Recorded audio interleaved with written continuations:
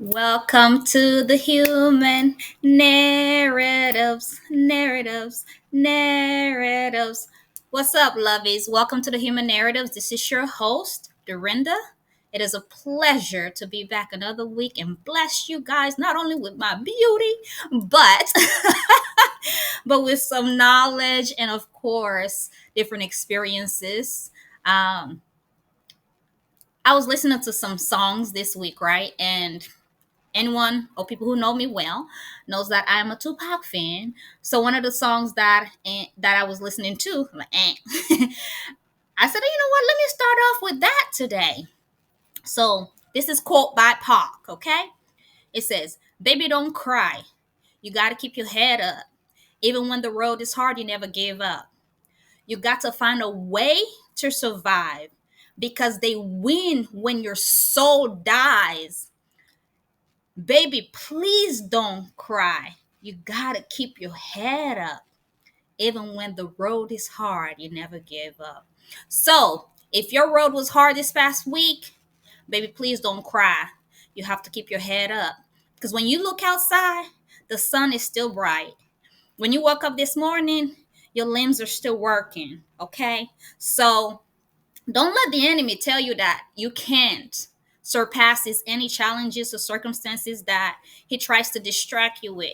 Because, baby, the God we serve, he is great and greater to be praised. But anyway, welcome to the human narrative. It's such a blessing. Another quote I wanted to kind of talk about is, of course, another legend, Nipsey Hussle. It said, "Don't blend in, stay in your lane. Be honest. There is no traffic in your lane." So it is beautiful to be authentic. Don't feel like you need to blend in to fit in. Stay in your lane and be the difference that this world needs. All right. As you can see, I'm chilling on my bed today and I'm bringing this podcast to y'all. I'm not inviting y'all here, but I'm bringing the podcast to y'all. Inviting you, of course, to my podcast and my station.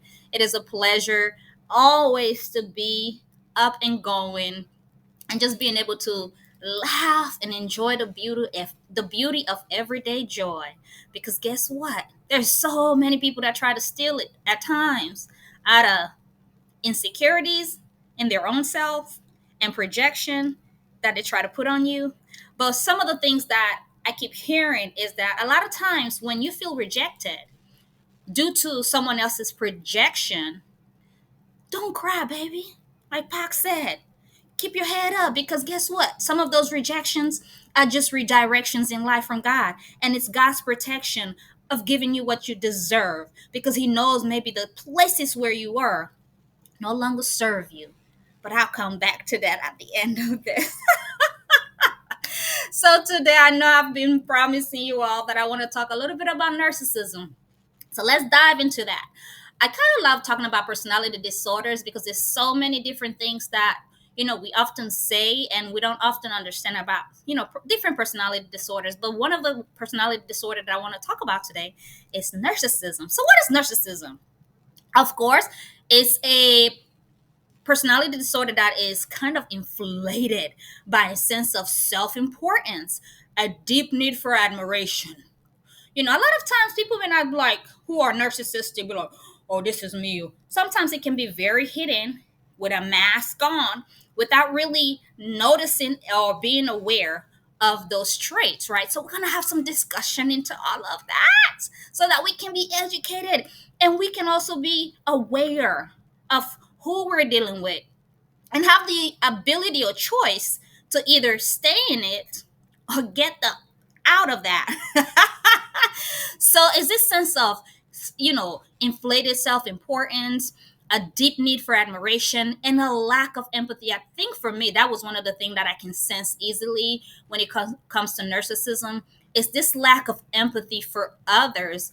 And it can exist in a lot of different levels, of course. There are pathological narcissism, which can disrupt relationships. It can even disrupt the individual because, I mean, come on, you end up losing so many good things in your life because of your traits, but the inability to, and also not wanting to change. So, what are types of narcissism? Let's go into that. There's this grandiose narcissism, right? This overconfidence, the dominant and attention seeking. Not like a histrionic personality disorder. It's kind of different, right? Histrionic personality disorder is kind of like, oh, it's all about me. Oh, what did you say about me? Oh, okay. Oh, you're not talking about me? Why not? Oh, okay. Well, is it about me? Okay, well, I'm okay. Let's keep talking. Let's keep talking about me. So there's some personality, there's some traits different. Of course, I can always, dive into that in a future podcast episode, of course, right? So there's this often charismatic and even charming on the surface, as if this person is really empathetic, when in reality, they may not be. They lack complete empathy, right, for others. There's this seek for admiration. And the reason why they may appear charismatic and very charming on the surface is because they want to seek this admiration from others. And also, that's how a narcissist tend to also gain power in those different spaces, because a lot of times people don't see those as red flags, right? So there's this vulnerable or convert narcissism, right? This is this hypersensitivity or even defensiveness. And there also can be very anxious, because what if someone do see their true mask, do notice who they really are? There's this fear, right?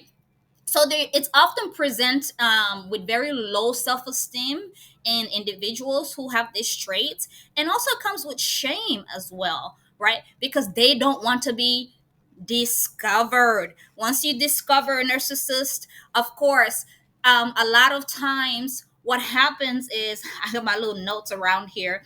Once you discover who they are, they tend to, of course, create some sense of groups that are favorable to them, where they can still maintain control, because they don't want to reveal the shameful trait of who they are. So, of course, like I said, it's a personality disorder. It's very grandiose and arrogance. And there's this constant need for praise and admiration. There's the lack of empathy for other people. There's this exploiting people, and very manipulative behaviors. And just fragile self-esteem, and is easily wounded, easily wounded, because a lot of times narcissism is developed from children, or child who were, or adults who are now adults but were neglected as children, and then didn't get some form of love, whatever they missed as a childhood. So there's this low self-esteem that tends to also present in this form of individual. And like I said, it can be really easy, wounded, because they've been probably history of being neglected as a child, or being abandoned, and those needs not being met. And even as an adult, there's this desire for those needs to still be met, and it impact their self-esteem if it's not. Whew. Of course, diagnosis is required, right? And you can go to a psychiatrist to be able to do those diagnoses, of course. What are causes of narcissism? So narcissism can tend to develop from childhood neglect or excessive pampering, not just neglect. So if you have a child that you constantly feel like you have to give all that they need, in a way where this child doesn't know how to differentiate some form of, okay, if mom or dad doesn't have it, it's okay. But if mom and dad doesn't have it, that means that they have to produce it no matter what. So that's why it's very important. I'm not a parent, but as parents, you have to be aware about also being able to meet your child's needs, not always their wants, because that can impact how they show up in relationships as adults, right? So there's this inconsistent parenting, either over evaluating or excessive criticism. There's also genetic and also neurobiological factors that impact someone to become narcissist, right? I've often say that if you have a narcissistic parent, you're going to likely have a narcissistic child or children, because a lot of the time that traits tend to pass on It's just like a cycle. If it's not broken, guess what? It goes on generation to generation to come, right? So there's this also cultural influences that reward status and image over empathy. It's all about what can you bring to the table or how I look, instead of really considering how you are treating or how someone's behavior may impact another, right, in their community as well. So it's a lot, right? Whew. So, how does narcissism or people who are narcissistic have narcissistic traits impact, or how does it affect relationships? Oh my goodness. It is draining, okay? It can really suck your soul out of your body if you don't learn how to take care of yourself in those spaces. All right. So people with high narcissistic traits may struggle with intimacy and emotional connection. And sometimes, even though, like I said, there's this mask of, people who are diagnosed with narcissistic behavior who do carry those traits, may wear this mask and even appear as loving and all of those things. Some point in that relationship or in that lifetime, that mask falls off, and that emotional connection that they once probably held, or was able to mask, tends to start falling apart because they can no longer maintain that connection because of this fear of anxiousness of probably losing that person, or this fear of anxiousness of probably feeling like this person's gonna abandon them, so they ended up jeopardizing that space, through manipulation or even devaluing others so that they're able to maintain this self image, which is kind of weird, right? You can have the most positive environment, but once you introduce a narcissism in that space, it's all about like their perception. And if it's not about how they look in that scene, it doesn't matter if you're a loved one or anything like that, they will devalue you to ensure that you are less, so that they can be put on a platform.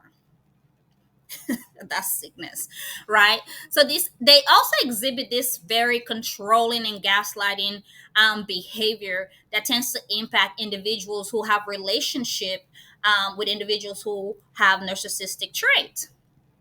So let's talk. So I'm gonna be a little bit all over the place. So let's talk a little bit about treatments and management. There's psychotherapy, especially long-term talk therapy, like psychodynamic or schema therapy. There's also CBT, which is cognitive behavioral therapy, to be able to address those distorted thinking that the individual may have about themselves and how they view others, and also how they view society. And I think it can also help with just being able to dive back into that childhood to kind of understand what that individual missed, or what form of neglect or abandonment they may have felt to cause them to show up in a different way that they're showing up now as adults. But it's really important, if this individual or people who exhibit these traits are not willing to acknowledge that this is a problem, then of course change doesn't happen, right? It doesn't happen. We say that in treatments, denial, stages of change. If someone is in a stage of denial, ain't nothing gonna happen, right? Even in contemplation, at least they're moving up to some, the stages to change. But if you're in denial, ain't happen. But also boundary setting, I think for me that has been one of the most important characteristic that I tend to exhibit in, of course, in a lot of my relationships. But one of my strongest areas, just being able to set boundaries and being assertive in your relationship, and knowing that it's not you, right? Knowing that it's not you, that this is how this person is showing up, and what can you do to protect yourself in that space, is going to be very, very, very significant, of course. So, as mentioned earlier, the core trait of narcissism or narcissistic personality disorder, of course, is this grandiosity, just exaggeration of sense of self importance. I'm this person, I'm the big man in the house, I'm the big woman, or whatever the case may be. This belief that they're unique or special or superior. That's the other part, is I'm superior than you. and you are beneath me, right? Just being able to devalue the way they see another human being in general. They may brag excessively about achievements or talents. There's this need for like admiration. They crave constant praise, attention, or even validation, like just like a child. When your child come home from elementary school, they bring their drawing home. They're like, hey mom, hey dad, this is what I drew today at school. As a child, as a parent, of course you want to be able to validate that space. Even in as adults, you do that with your partner. But I think there is a level of just, sometimes when it gets to a certain level, you're like, okay, now something is wrong here. That constant validation, needing for them to be able to feel some sense of importance, or even to boost one's, self-esteem, when they're not able to do it, they're not taking responsibility to be able to do it themselves, right? So they may feel angry, ignored, or even depressed if they are not the center of attention, like a child who throw tantrums. You didn't give me what I want. You didn't praise my drawings. So guess what? Mommy,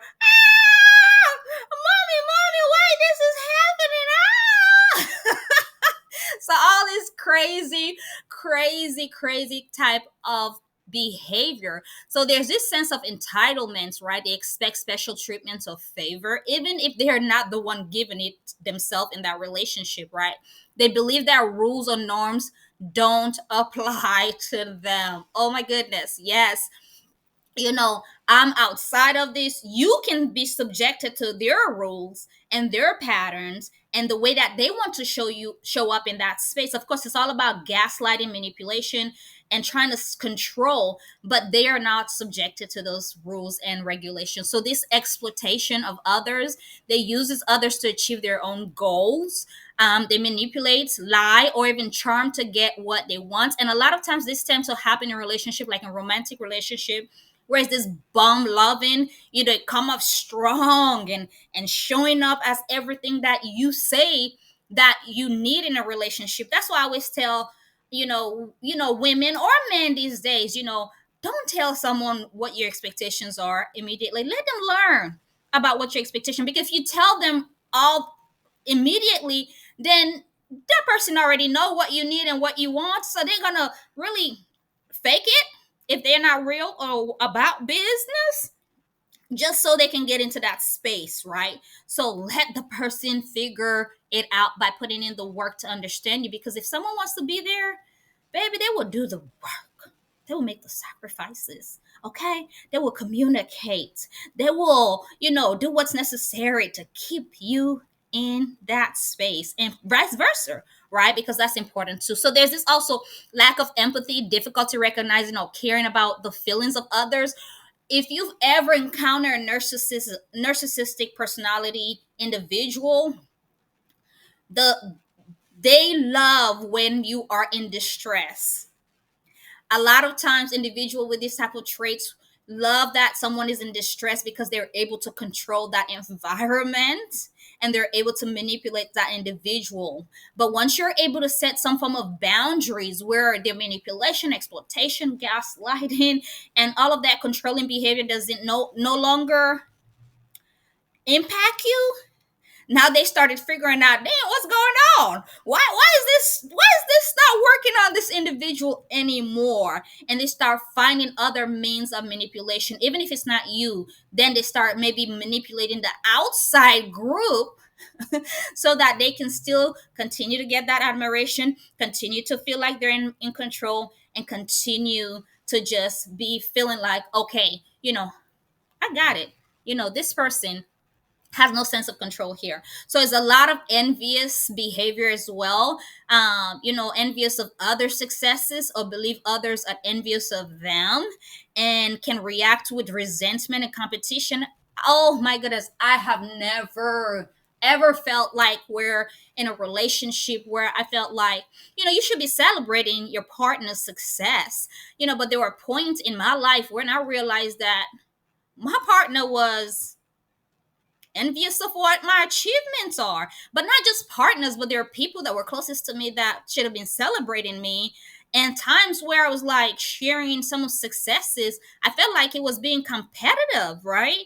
It's like, okay, well, this is what I got going on, and this other individual's like, oh, no, no, no, no, this is what I got going on, but not in a sense where it's very celebratory, but more like a competitive spirit. And when you are a person who's able to discern things, you feel energy, right? So there's this sense of resentment or even competitiveness that can feel so nasty and ugly, especially when you're in a space of meaning well and good. So there's this arrogance or superiority, condescending or dismissive attitude towards other people. Like I mentioned earlier, devaluing one, believing that others are inferior or less intelligent that that person may think. So the psychological pattern behind the traits, of course, is fragile self-esteem. They're doing a lot of these things to show up as something that they're not because of how they're feeling inside, which is very sad, right? I mean, if you are that sad inside, go get some help, okay? So there's this emotional mood swing and defensiveness that tends to, occur, rage, challenge, or even being criticized. So some examples that you may want to look out for when you're talking about narcissistic, and this can just be in relationship, it can even be as providers when you're treating people, right? Interrupting conversation to talk about themselves, dismissing others accomplishments, refusing to apologize or admit fault, taking credit for others work, using charm to manipulate people, then discarding them, right? So those are things that we want to be able to look out for. So I did mention a little bit about how it impacts relationship or even the individual.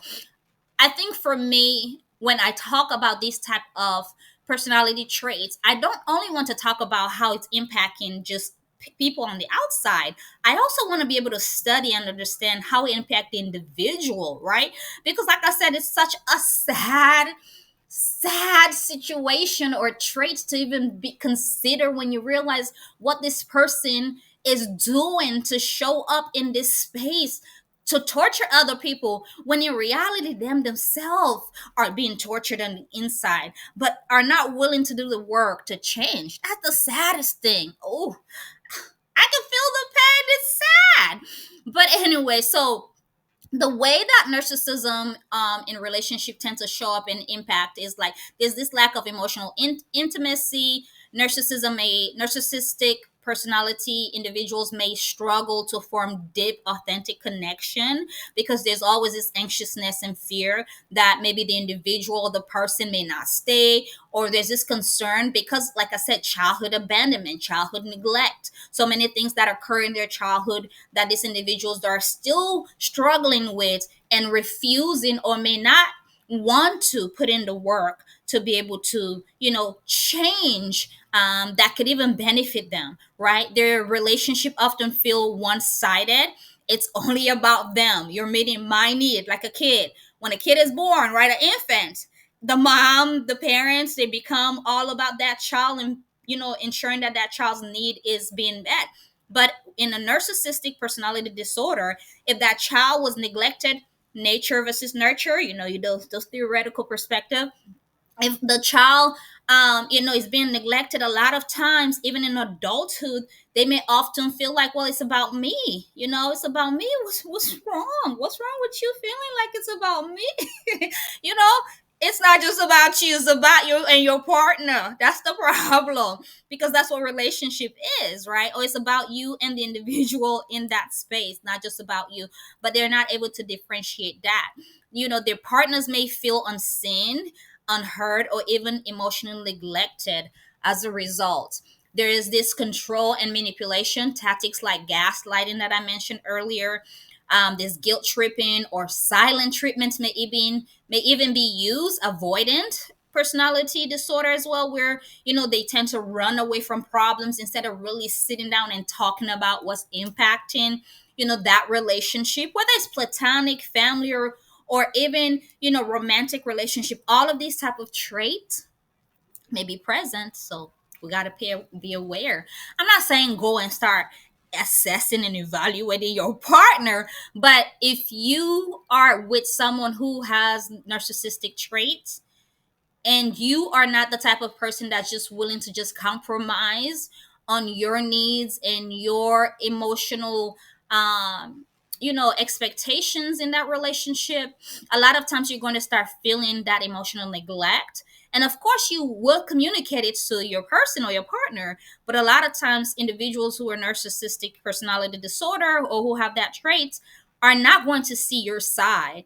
They're all about, well, are you meeting my need? Are my needs being met? Because it's really not about you. So there's a sense of emotional abuse. So criticizing or belittling, displays of explosive anger. Sometimes it may be minimized in the beginning stage if they feel like they're still trying to get something from you that can benefit them. But once they realize that they have options, baby, that explosive behavior, you will see it, right? So this withdrawal of affection, like in the beginning stage, I'm love bombing you, I'm giving you everything you need because there's this intent of, oh, you can produce something for me, this desire of expectations. But once I feel like that expectation or need is not being produced anymore, guess what? I'm going to start devaluing, I'm going to start withdrawing my affection to be, and it becomes very cold and very punishing instead of loving. And infidelity or disloyalty may even occur. A narcissism tends to seek external validation, right? So if I'm not getting it from you because you have boundaries up, if I'm not getting it from you because you're not validating me, I'm no longer being admired. I'm going to seek it from outside. So it can come from affairs or attention from other people, friends, groups, individuals in that circle who may also be manipulated by the narcissistic individual, and they're possibly not even knowing that it's occurring. And sometimes they may know and they may go along with it, because a lot of times people who are narcissistic tend to be in individual groups or a relationship where people do see that pattern but are never held accountable for those behaviors. So they continue that pattern of behavior because the individuals around them are not holding them accountable that this is not okay. So there's this cycle of ideation and devaluation, you know that tends to happen. Of course, like I said, this love bombing, excessive affection and praise, and then later on is this disappointment and criticism and even cruelty that tends to happens, right? For example, let's say if you are the type of person who enjoy a spotless in spot, in the beginning stages of the relationship, this individual is willing to do all of that stuff for you. But later on, you are in a situation where that is not happening anymore. Maybe they feel like their needs, or they're not being admired, validated.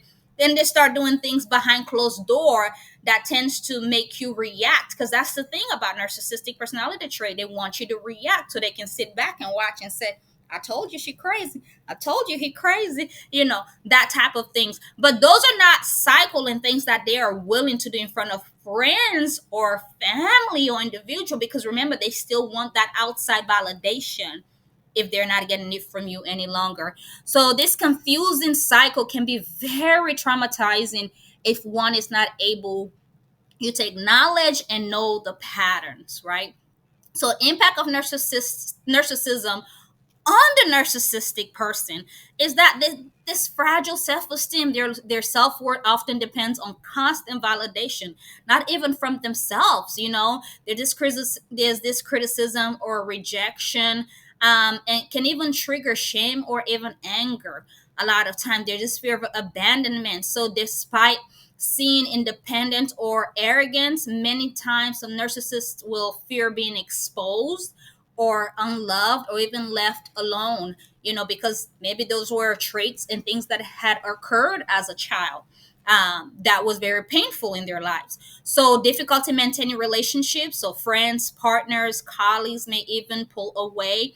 And this can lead to isolation and even loneliness, right? Even though the narcissist may blame other people as a result of what's occurring around them, instead of really looking in the mirror and saying, oh my goodness, it's me, I need to change.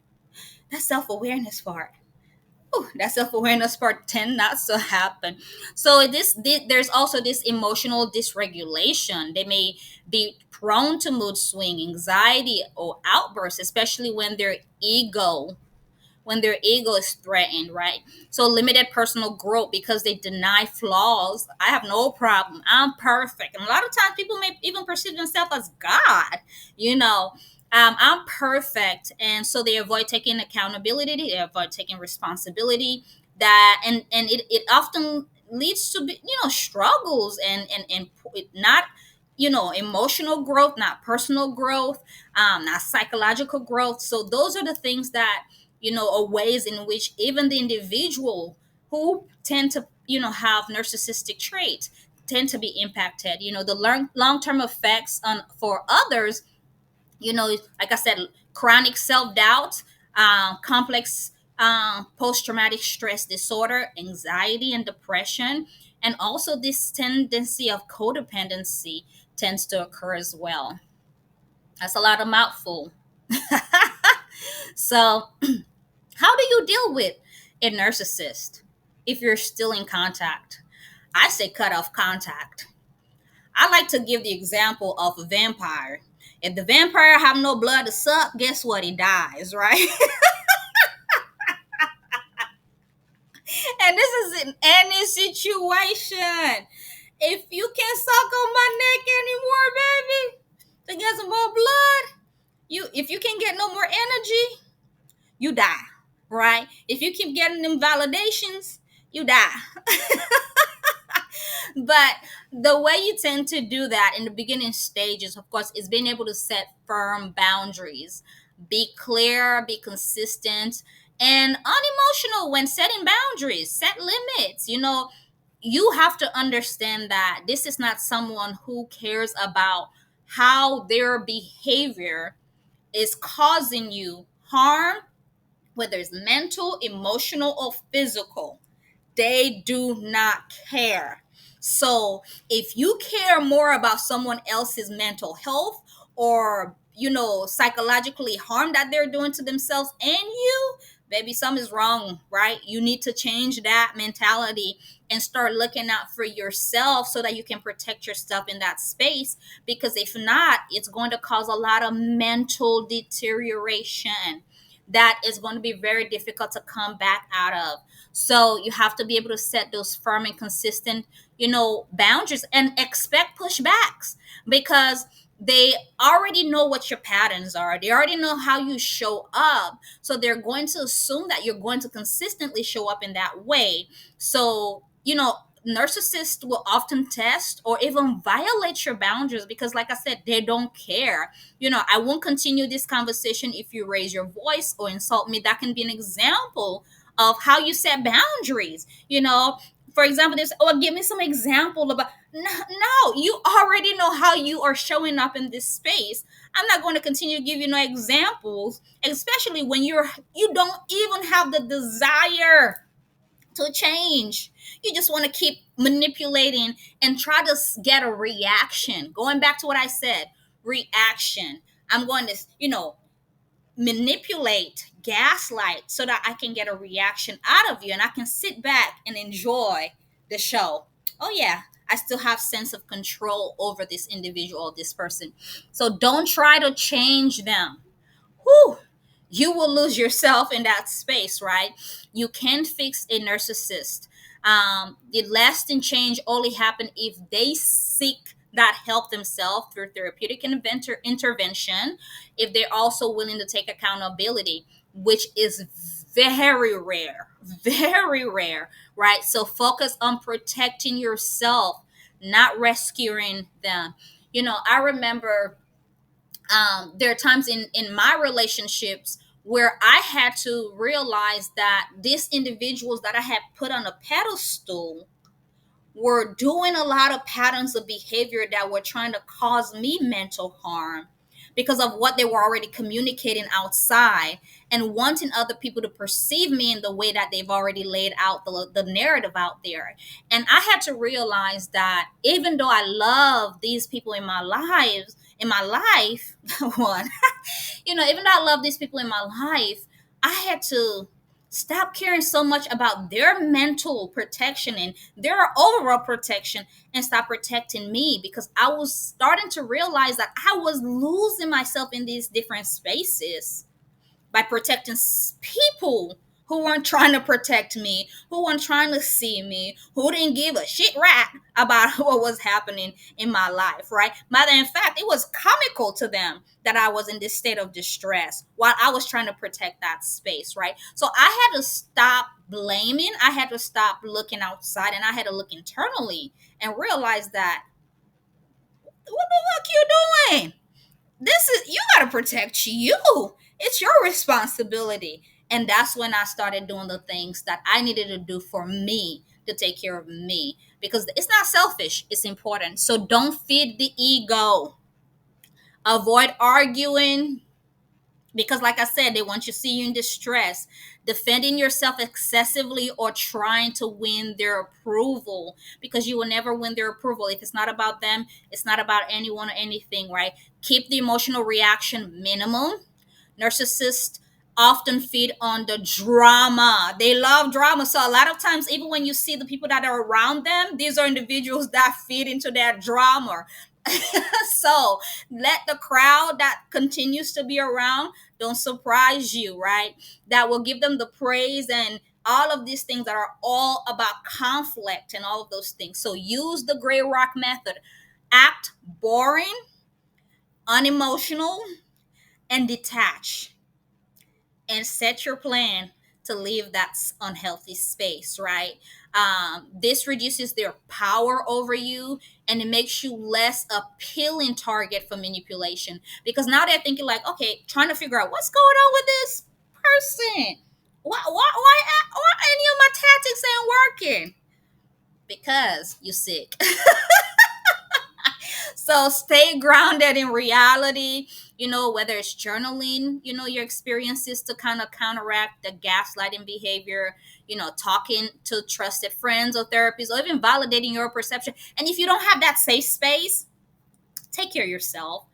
Turn to God. Now, for me, in my experience of those different type of relationships, it was all about myself, God, and I, because there were so many things and people around me that I couldn't trust anymore. There were many colors that were shown that I mean, I was grateful that God allowed me to see those personalities and traits, but I knew I had to detach from everything that I knew, because I knew wasn't healthy any longer. So, if you don't have that space, go into, self-awareness space of understanding who you are and finding connection with your higher power. My higher power, God Almighty. So I always can find peace in that space, right? So no matter what's going on in my life, I'm able to connect with God and be able to find that comfort and understanding and clarity. Like I mentioned in the last podcast of freestyling conversation, it's just being able to connect with God, because a lot of times people who, are always going to be there when things are good, but when shit hit the fan, whew, a lot of people ain't gonna be there. So recovering from a narcissistic relationship, whether romantic, family, or professional, the healing process does take time.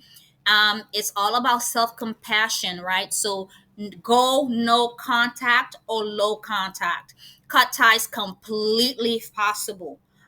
I am so grateful that God has given me this ability and discernment to be able to understand when something is not healthy for me.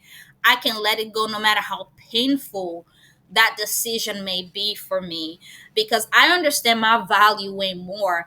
I always say that pain doesn't last. It will last a month, a 2 month, or a year, or whatever. But my happiness for eternity is important, and my self-worth for eternity is important. So I would rather go through that pain a year or whatever it may take, or 2 months or 3 months, than having to sit in that space to continue to be abused and neglected. The devil is a lie, and the truth is not in him.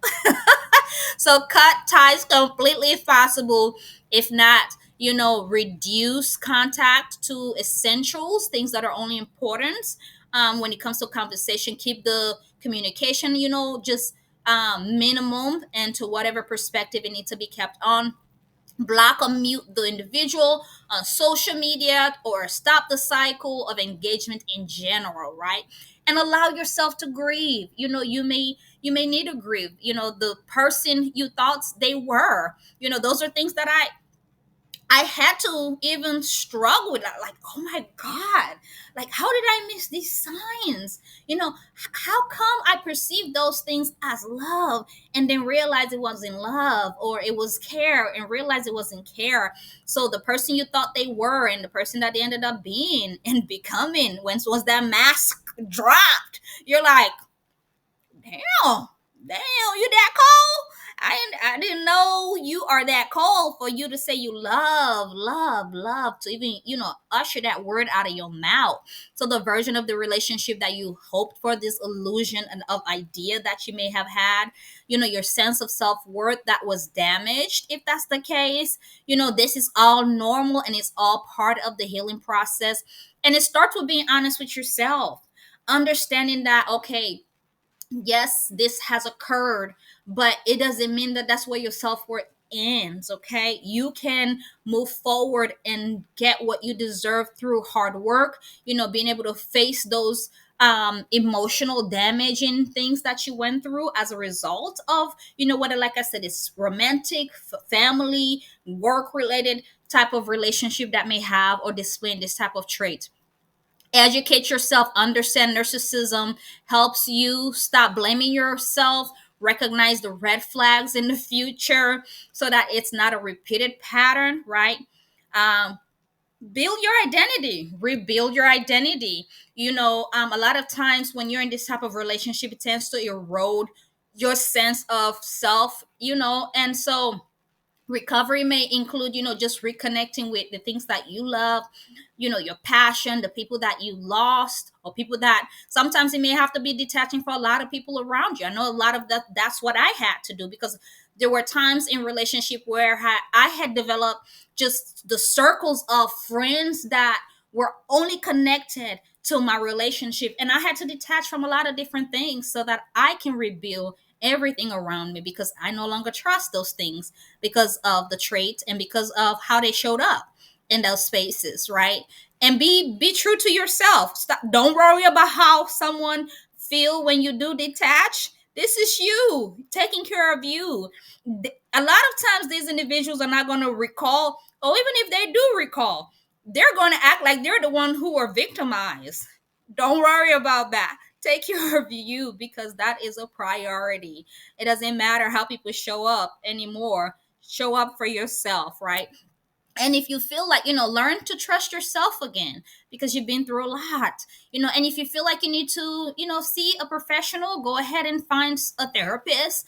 Because narcissistic abuse or trauma, can be very impactful and cause a lot of traumatic, experiences. So you may even, engage in EMDR therapy or somatic therapy if needed. And therapy, of course, can help you untangle a lot of emotional trauma. It can help you set a lot of boundaries, being able to move forward if that's a challenge, and heal from guilt, shame, or even emotional dependency. Because, or even this illusion that maybe you may have had about the relationship. Surround yourself with safe people. Right? Community is key for healing. So connect with people who listen, validate, and support without judgment. Some of the things that I had realized is people who I reached out to, or who I assumed could have been supportive, made like certain comments and things like that appeared so judgmental. And for those instances, I was like, oh no, I can't trust those spaces anymore. So that's why I said, earlier, trust what is good for you, and so that you're able to heal. Right. I'm not saying that, individuals who are healthy cut out those individuals out, but you will know through discernment, through prayer, and also through your rebuilding process what those spaces look like, and if they're no longer healthy for you, and it's okay to let them go. or minimize contact. Watch for trauma bonds, because these are emotional attachments that can form through cycles of abuse and affection, so that you're not repeating the cycle, right? Breaking a trauma bond often feels like withdrawing. So stay, take care of yourself, understand the sign. You stop blaming yourself because you've been through a lot. Stop craving the attention or approval. Signs that you're healing is that you stop blaming yourself. You stop craving the attention or approval in spaces that you feel like you used to crave those attention, and things like that. You feel peace and clarity instead of confusion, and you stop being apologetic about how you show up. You begin to trust your instincts again, and the things that serve you in those different spaces, right? So there's a lot of differences between narcissism. There's a lot of differences between someone just being confident, like I, and just being able to show self-love, like I, right? Because a lot of times people assume that when you're confident too, you may be narcissistic or in that trait. There are differences. Narcissism tends to seek source of self-worth externally, whereas a confident individual, it's internal. Self-love is internal. And when it comes to narcissism, there's lack of empathy. There's no empathy. When it comes to someone who have confidence and self-love, empathy for others is present, is there. They don't look at someone else who is suffering, and if it's not benefiting them, they look away. The response to criticism, someone who's is has narcissism traits, they're very defensive, angry, and they may even lash out or keep a lot of resentment to get back at you. Whereas someone who's confident and has self-love, they're more open, they're more curious, and may reflect. They're accepting and they're non-defensive, right? And the motivation, of course, for narcissistic personality traits, it's ego driven, the need to feel superior. Whereas someone who's confident and also exhibits some sense of self-love, it's all about growth driven, secure in oneself. There's this compassion and wants balance or peace. And the narcissistic traits, the effect on others is that they drain or manipulate you. They drain the blood out of you. I promise you. You start walking and wondering, oh my gosh, where did all my motivating power went? Whereas someone who is confident and who have self-love within themselves, they're more uplifting and encouraging, and there's a respect for boundaries and being able to be supportive. So a narcissism tends to need the need for attention is high and constant, whereas someone who's moderate, no, I give myself what I need to give myself, and I'm good, okay? And if I need a little extra sauce, I go to my God. If I need a whole lot of sauce, I go to my God, but it's not external need for those validation and things like that, right? So those are just the differences between when you're comparing a narcissistic trait, something that's confident trait, and more self-love trait. Yes, yes. So example of narcissistic will be, I'm better than everyone. I don't need anyone's help. If you don't agree with me, you're just jealous or stupid. So this inflated self-image rejects feedbacks, often insecure, beneath the surface. Where confidence person is more, I know I'm good at what I do, but I'm always open to learning. Others have valuable ideas too. So there's this realistic self view, this comfortability with strength and weakness, because we all have that. We're not perfect. The encouragement of other successes, where a self-loving person is, I can take care of myself. They're able to set boundaries and forgive mistakes, or my mistakes or self mistakes. They treat themselves with kindness. They're accepting of their imperfection. They practices compassion and healthy limits. And they don't rely on this superiority to feel worthy. So a quick difference, or a quick way to tell the difference, if someone seems to be confident, you have to ask, do they listen as well as they speak? Can they handle being wrong? That's huge in relationships, right? Do they lift others up or tear others down to feel superior? So all of those things. And if the answers leans negative, it might be a narcissistic personality traits, right? So how to spot the narcissistic behavior? So the love bombing, or things that I mentioned earlier, this excessive flattering, gifts and attention early on in the relationship.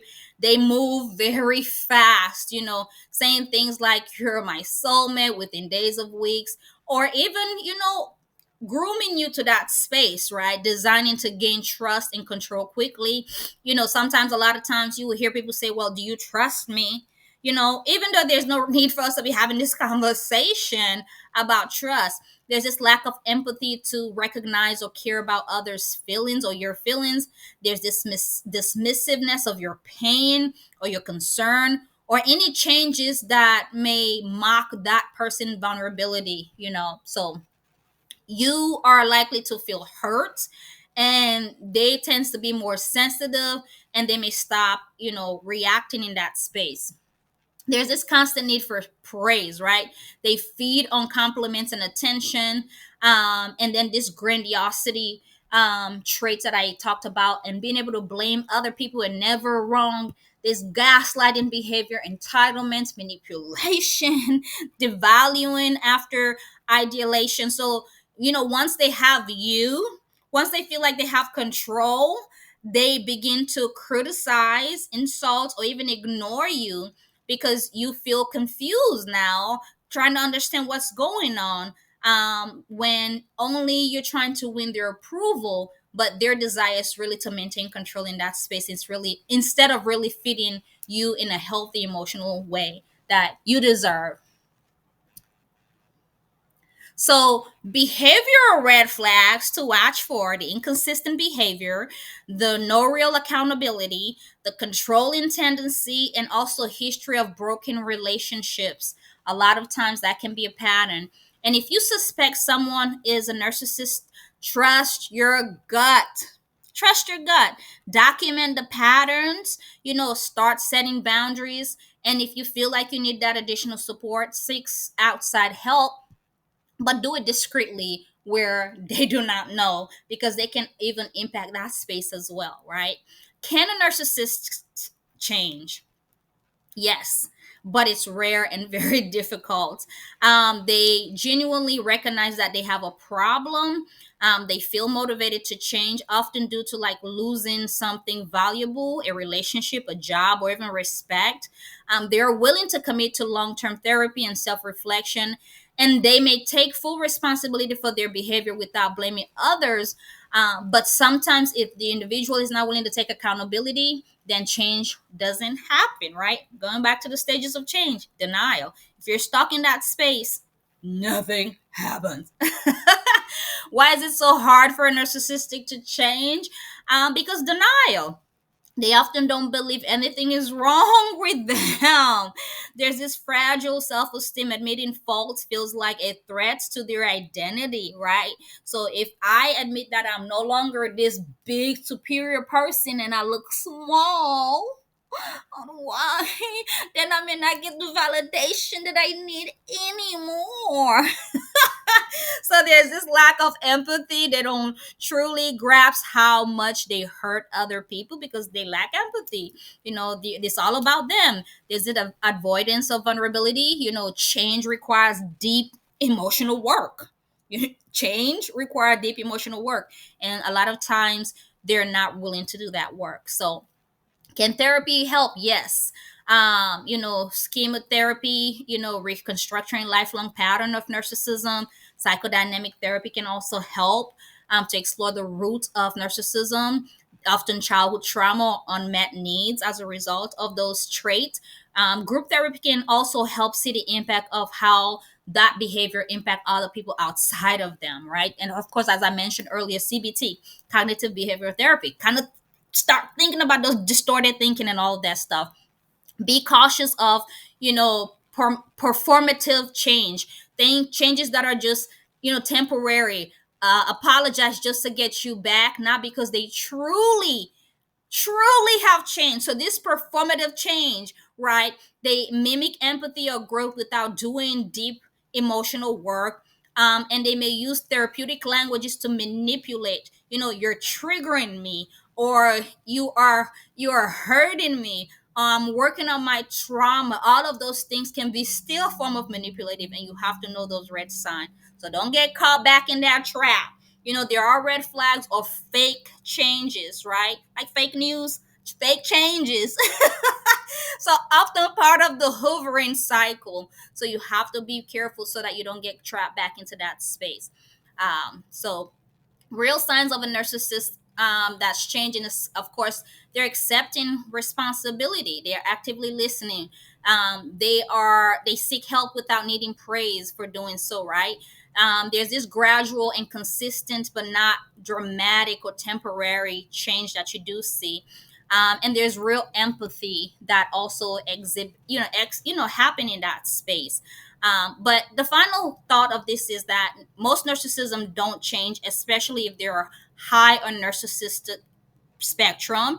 They enjoy the power and control their behavior gives them, and they face no consequences, as I mentioned earlier, for their actions. If there are families, if there are friends that continue to fit into that behavior and that pattern, why would they change? Right? So a lot of times that doesn't happen. If you're in a relationship with a narcissist, ask yourself, are they truly changing or saying what I want to hear?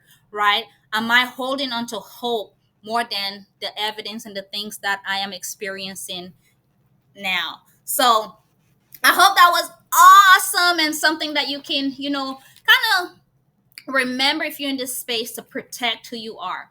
Some of the things that I wanted to share at the ending of this is, one of the things we also have to remember is that you have to know your worth and what you deserve and what God says you deserve. You cannot allow people to play those games with you. You don't have to accept the disrespect. You don't have to accept the gaslighting. You don't have to accept the neglect. You don't have to accept the manipulative behavior. You don't have to accept being taken advantage of. There was a quote actually I heard today as I was listening to some very informative things. It says, if the man that you're with is not ready to meet those needs, tell him to sit down so the man behind him who is ready can see you and meet those expectations. Okay. Don't allow fear to prevent you from starting over instead of staying in places that are miserable for life and that sucks the soul out of you. You deserve better, right? So you have to be able to take care of your needs, so that you're willing to honor the value that is in you, because you are more than what those spaces are providing. So once you realize you know your value, what's a narcissistic realize that you know your value, then they tend to maintain or switch, like I said, in other spaces to be able to maintain control. So you can't treat yourself as an option. Remember that, because you're not. Choose a partner, not someone that you're going to cause you to become a parent figure. You are no person's parent figure except the children that you decide to adopt or you decide to give birth to, right? So remember, like I said, don't blend in. Like Nipsey Hussle said, don't blend in. Stay in your lane. Be honest. There's no traffic in your lane. Much love, always. Check out the other episodes, The Human Narrative. This is your host, the one and only Dorinda. Until I see you again, beautiful lovies, blessing. God bless you. Have a lovely week. Much love.